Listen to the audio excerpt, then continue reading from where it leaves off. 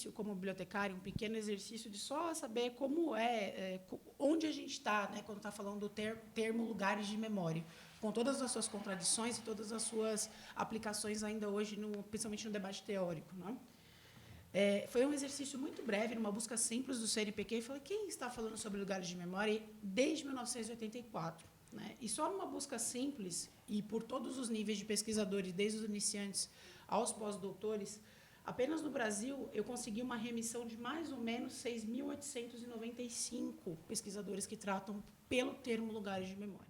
Quando eu criei o grupo de pesquisa, eu não tenho nenhuma vergonha de dizer, eu não tinha nenhum conhecimento teórico sobre conceitos de lugares de memória. Eu, essencialmente, sabia que um lugar de memória era alguma coisa importante. E eu sabia que arquitetos e urbanistas, eles seriam melhores, que é o curso que é dado lá, eles seriam mais bem formados se eles entendessem alguns dispositivos que estavam colocados lá em lugares de memória, relacionados a patrimônio, restauro, design, paisagismo, expografia, museologia, educação e assim por diante.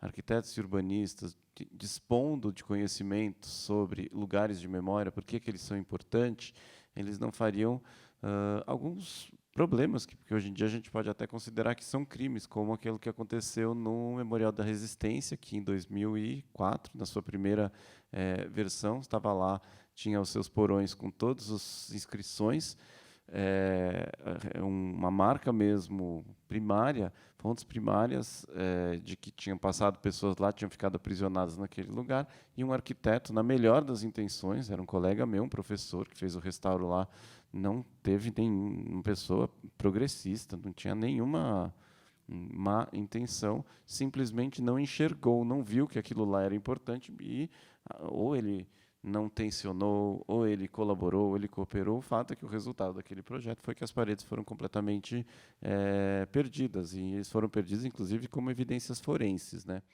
A ideia do sítio de memória, ela tem, digamos assim, uma origem, um vínculo duplo. Um primeiro, que é esse do Nohar, de 1984, e esse segundo, que é mais da virada do século XX para o século XXI, que é a ideia de um lugar aonde não se deve esquecer, digamos assim.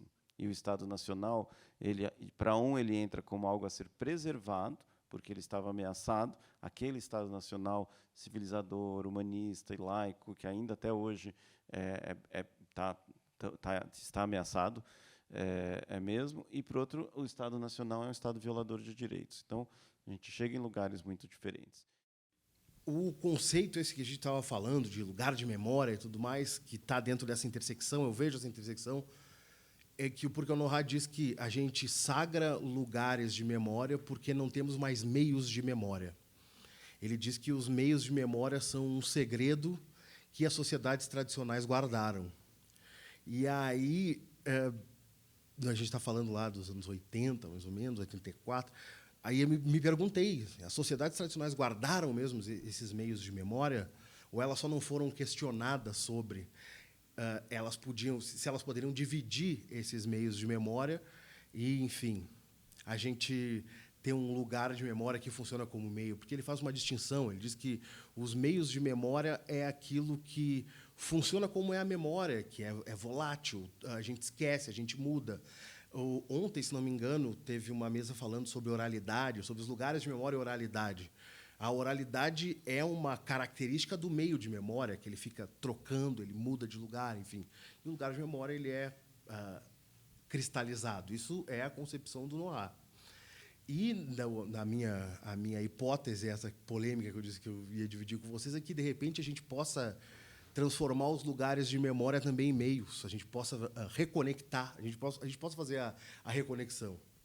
Essa reconexão, dentro do meu entendimento, dentro da minha experiência, inclusive, ela vai acontecer quando a gente começar a perceber que essas lógicas de conhecimento, daqueles que até agora há pouco a gente se dispunha a representar, elas precisam ser pertinentes, inclusive, para as nossas técnicas.